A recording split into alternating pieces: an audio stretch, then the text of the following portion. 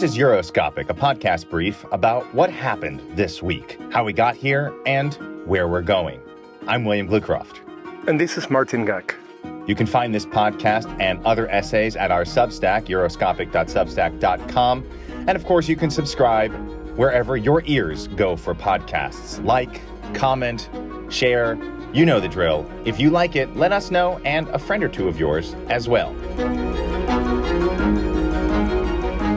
This episode was recorded on Tuesday, the 22nd of August.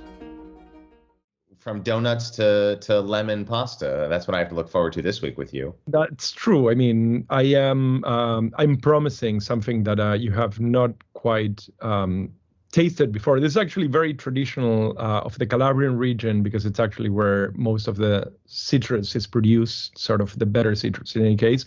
But some or other American influencer who does food porn on Instagram, perhaps, seems to have claimed ownership of lemon pasta.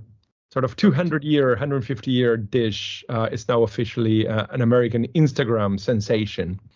Yes, but when it comes to Italian food, as you don't know, a lot of what's considered to be staple Italian dishes were either imported or developed to suit the tastes of American GIs in Italy during and immediately after the war. Some of it is true, and I think that depends where you find yourself. There are a lot of sort of recipes. I mean, if you go to my neck of the woods in Puglia, you will find a lot of stuff that no American would touch, even with a very, very long fork. So, for instance, donkey is still being eaten. I have to say that I have found plenty of things in the U.S. That have a name that was reminiscent of things that I have known, such as, say, apples or cucumbers. And then what I found was something that was not quite recognizable as such. Of course, into that you have canned spaghetti from Chef Boyardee.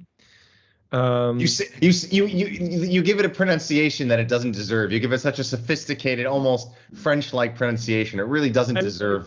I lived in the U.S. for 20 years. I'm still trying to save it from itself. All right. So enough about keeping our bellies full. Martin and I could probably do an entire podcast just on food. But this week, we are looking at a number of stories. We'll get to the quirky ones in just a second, or the small ones. Of course, we have BRICS meeting this week. That's Brazil, India, Russia. I think I said it out of order. Brazil, Russia, India, China, South Africa, BRICS, and the many, many other countries that would like to join BRICS, although what joining actually means is another story.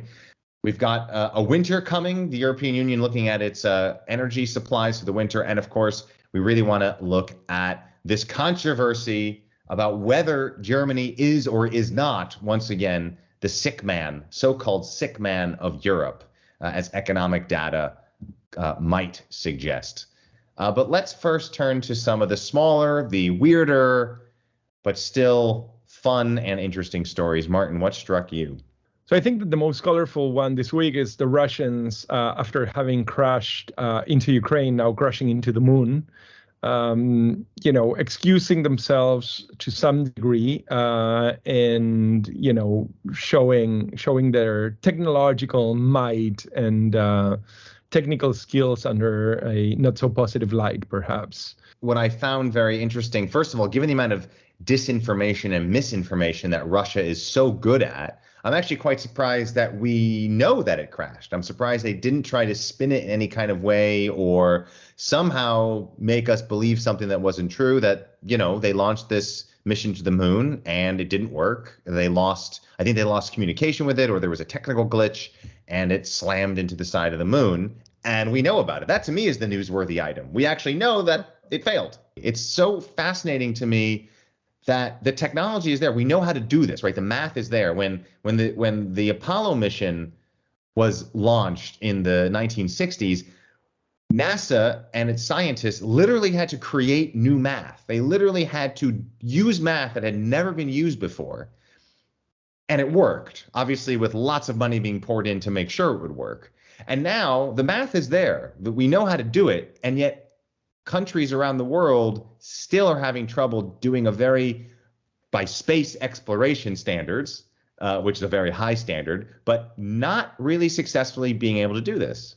And then another story that actually did catch my attention this week was a couple, an old couple that actually was charged 110 euros to board a Ryanair airplane because they had not printed their boarding cards in advance. Ryanair is, generally speaking, kind of the bottom of the pile for both prices and quality in sort of European internal travel. But they also are actually very well known for an enormous, endless amount of surcharges that come in all sorts of forms. One of these things is printing your boarding cards, which is a 3-minute thing. So this old couple came into the airport. They did not have them. They were charged. An old couple was charged 110 pounds for not printing out their tickets for Ryanair, which honestly, as egregious as that is, anyone flying Ryanair should know what they're in for. I mean, it is literally a flying bus. If it wasn't for EU regulations, they would charge for you to use the toilet in flight. I believe even once they tried to apply for a permit to allow people to stand, not even give them seats. Indeed. Literally to make Ryanair, if that were ever to somehow pass muster with safety regulators, which of course it wouldn't, then Ryanair literally would be a flying bus. Maybe consumers should just stop flying Ryanair. So the UK and Italy and Japan have a joint project for the development of a fighter jet. And guess who was trying to make it into that group? Saudi Arabia, who have been really trying to come into the fold, show themselves in the international context as not the people that actually ordered the killing and grinding of the flesh of a journalist in one of their embassies in Europe. No, actually, good members of the international community capable of actually supporting the development of, the tools needed to defend democracies. Turns out, we found out yesterday or the day before from Human Rights Watch that it seems that Saudi Arabian border guards had been engaged in the pretty much wholesale massacre of African immigrants trying to get from Yemen into the kingdom. And it seems, the story goes, that the numbers are in the hundreds. I think that it's very clear that Saudi Arabia, in its current condition, cannot be brought into the fold. This is not a friend of democracy. And this is probably not somebody that you want as a Trojan horse or a fifth column sitting inside the defense machine of Western Europe. Well, of course, that would also be nothing new for democracies and freedom-loving countries to be in bed with some unsavory characters. I think Freedom House's one of their latest statistics is something like 30 out of 50 governments that it considers dictatorships the U.S. supplies military aid to. And I think to this point, that is a perfect transition into one of the bigger stories this week, which is the BRICS meeting happening in South Africa as we speak, as we record right now. It's the first day of the BRICS, the first official day of the BRICS meeting. This is the summit of the leaders of these 5 countries: Brazil, Russia, India, China, South Africa, which is kind of ironic because BRICS, in its very, very basic form, is an acronym that springs out of the imagination of the U.S. world order and the U.S. global financial system. It was this idea of being able to invest in and profit from these so-called emerging markets. And these 5 countries, almost 30 years ago, were identified by Goldman Sachs, which is sort of the kingpin of American global financial dominance, as the next big thing for American-led global financial dominance to profit from. And now, of course, BRICS has become an entity unto itself to try to break away from U.S.-led global financial dominance. And that's what we're seeing today. And I mentioned Saudi Arabia being the perfect segue because Saudi Arabia is one of the many countries that would like to be added to this BRICS group. It's not really clear what it actually is. It's not an alliance. It's not a bloc. It's not a partnership. It's just kind of this loose affiliation of countries that vaguely share this idea that a world led, a rebalanced world that's not so much under the thumb of the United States and Western powers would be a better world for them. You know, China would love to see a full breakaway from US-led power, US-led institutions. Russia, of course, we know would as well. But Brazil, India, South Africa, they're very much on the fence. They're by no means explicitly anti-American or anti-West. They're trying to have their cake and eat it too. And a country like Saudi Arabia is as well. As you mentioned, they want to do partnerships in building fighter jets with the UK, Italy, and Japan. But at the same time, they want to join this ostensibly anti-Western coalition of the BRICS. These countries, particularly, I mean, Russia, under the massive economic pressure that it brought on itself by invading Ukraine, China now in what seems to be a major deflationary slide, which has actually really impacted consumption and really impacted the economy, and it seems to be actually accelerating. Brazil in a state of semi-stagnation, which is really sort of cyclical. It's something that really makes it sound a bit more like sort of the League of the Angry, more so than really a very clear project. You know, Saudi Arabia being a leader in OPEC, they don't call OPEC a cartel for nothing when it comes to controlling prices and controlling supply. And we're at the point now of coming to the end of the summer, where much as we saw last winter, getting very nervous about energy supplies for the winter months. The EU is very proud of itself for having fulfilled its internal requirement for having gas supplies at 90% or better, beating that deadline 2 months early. I think it's November 1st. The EU said that its member states had to have 90% or better gas reserves ready for the winter, and they've met that. We remember last year, a lot of people were just focused on the winter ahead. But of course, the smart money, the people in the industry were saying, well, great, you might get through 2022, 2023, but what about 23, 24 and 24, 25? I mean, the war in Ukraine is not going to end. Even if it does end anytime soon, the chance of things going back to status quo with Russia being a, shall we say, normal supplier in the gas market is not, we're done with that. We're in a new world. There's only so much gas to go around. We know about some unsavory deals the EU made with gas suppliers around the world, like Azerbaijan, for example. If the EU has lots of gas, then it's kind of a zero-sum game. It means other places are not having gas. And what the political blowback might be is something definitely to watch. Sort of the lack of resources, on the other hand, is the fact that resources have become, even when available, have become a lot more expensive. So obviously, if you are in South America, if you're in Africa, if you're in more impoverished countries in Asia, this becomes actually quite immediately an issue. I mean, Germany needs, for all of its talk about climate change and environmentalism, is a massive consumer of natural gas, among other fossil fuels. And that brings up our big story, which is the question of Germany's economic stability and what that means for Europe. What we see is that many of the things that in my mind are really the direct product of some of the policies that Merkel and particularly Schäuble, her finance minister, had, are coming to, bear bitter fruit and affect essentially the economy, but of course that has sort of a knockoff effect on various different areas, including, of course, politics, social policy, European policy, et cetera, et cetera.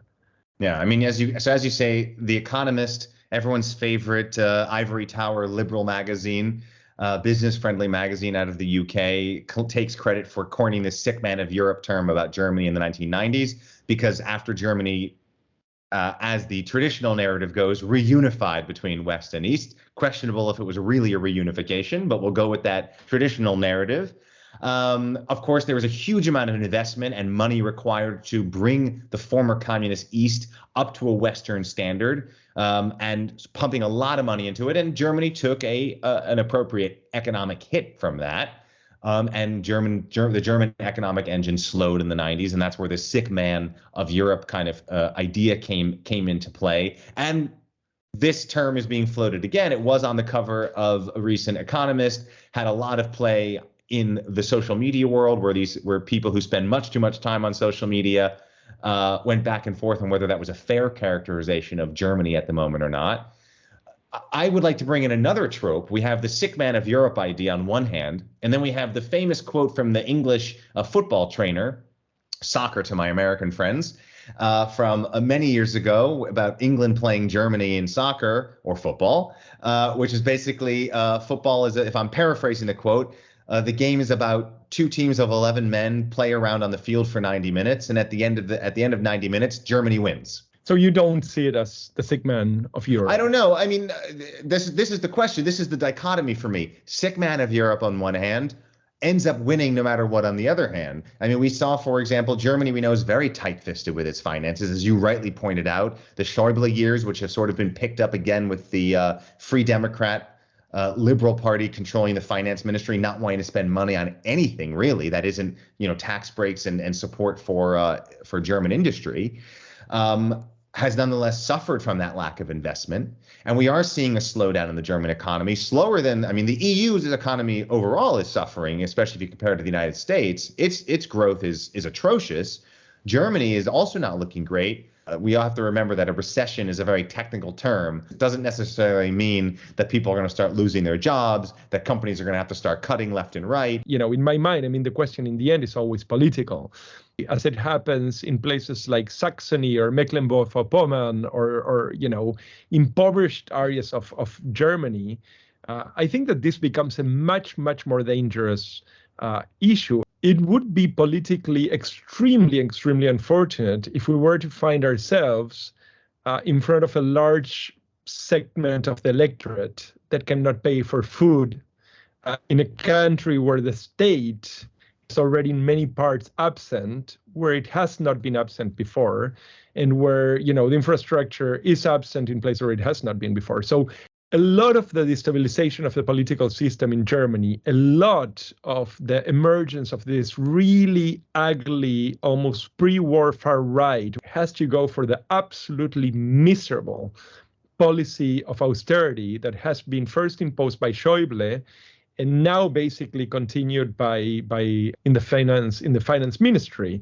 Essentially, Christian Lindner, who most recently got into some hot water by saying that basically the only kids who are poor in Germany are those who are immigrants or children of immigrants. The austerity has created division and conflict between the native-born population, the majority population, and incoming populations for absolutely no reason. I absolutely agree with you. This perception, because you can fully understand why someone might be looking at the news in a place where there's not a lot of infrastructure, where they're having trouble making ends meet, and things have been cut, and austerity has cut programs, and then suddenly there's an emergency, some kind of crisis, like all the people that came in 2015, and of course you have to provide money and resources for that. And the appearance is, regardless of the facts, it creates a perception that, wait, these people who don't pay taxes, who are just showing up here, suddenly have all this money and resources and services that I, as a voter, as a taxpayer, haven't had. And I don't think it's a matter of irresponsibility. I think it was really just full on a matter of complete stupidity. The biggest irony of Germany is that the German officialdom is so afraid of risk that they actually take on risk by being afraid of risk. Yeah, absolutely. They're so afraid of spending money. They're so afraid of investing in the services required that actually they create conflict and create crisis, maybe down the road, maybe at a time and place, such as in Angela Merkel's case, where they don't have to deal with it anymore because they're out of office, but they're creating problems down the road that otherwise wouldn't exist because they're so afraid of risk. It actually becomes a riskier situation. That, to me, is one of the greatest ironies of German political thinking. When people talk about German quality, I think that what they don't understand is that the underbelly of that is that your great-grandfather's horse cart is in such good conditions 200 years later, it's such great German quality that there is no real reasons to actually develop electric cars. Who needs electric cars when you can still use that thing with the horse, which is almost like new? And what this produces is actually a culture of stagnation. I think we can move into what's ahead. And this has been a story that is certainly not what's ahead, but there are still going to be consequences from it, is Giorgia Meloni's sticking to her guns with this Italy windfall bank tax. I know you love and cherish all things Italian politics, Martin. I don't know if you can tell us anything about this, where it's moving forward. Well, I think that is a fascinating one because it's a massive whammy. I mean, it's not just a windfall tax, it's a 40% windfall tax. So we're talking about a massive chunk of cash. And, this is coming from a right-wing party. Let no one confuse that with a capitalist neoliberal party. This is quite clearly a corporativist, statist, as they like to say, party, which is very much coherent with the history of Italian fascism. I mean, the inheritor of Italian fascism, which itself was, born in the Socialist Party of Italy, was actually the Italian social movement. And their concern was indeed the social compact. So one of the things that you see with this tax is that essentially comes down to really bread and circus, right? It's something that, of course, is a big chunk of cash, but at the same time, I mean, it's very likely that this money, I mean, and she has been criticized, although everything makes it look like she will go on with it. This is money that will be lost in the big scheme of Italian financial disorders.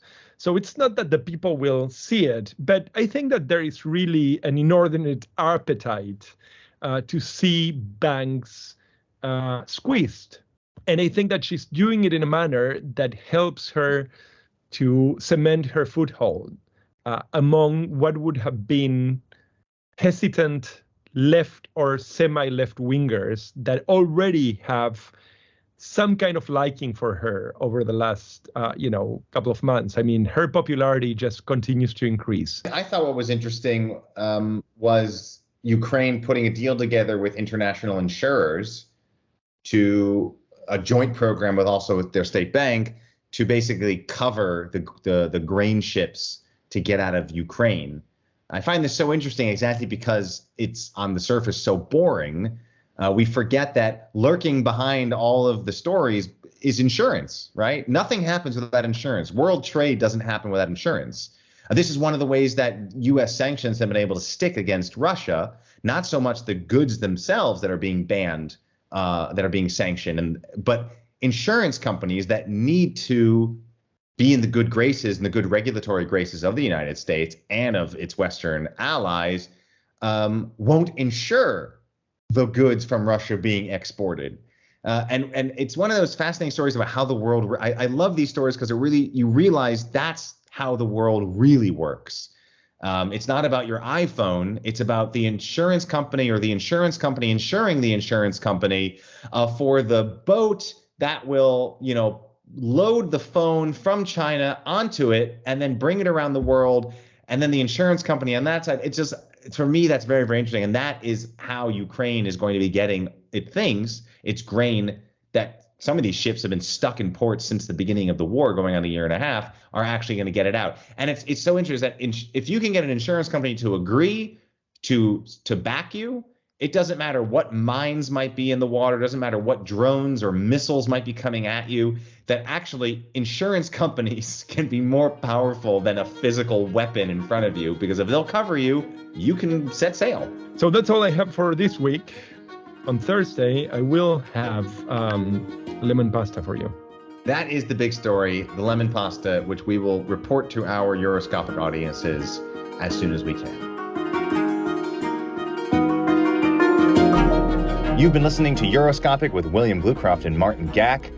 Written by us, produced by us, and edited by me. If you liked what you heard, like us, subscribe to us, leave us a comment, tell us what you think, and share us with a friend. You can find us at Substack, that's euroscopic.substack.com, and our podcast wherever podcasts are heard.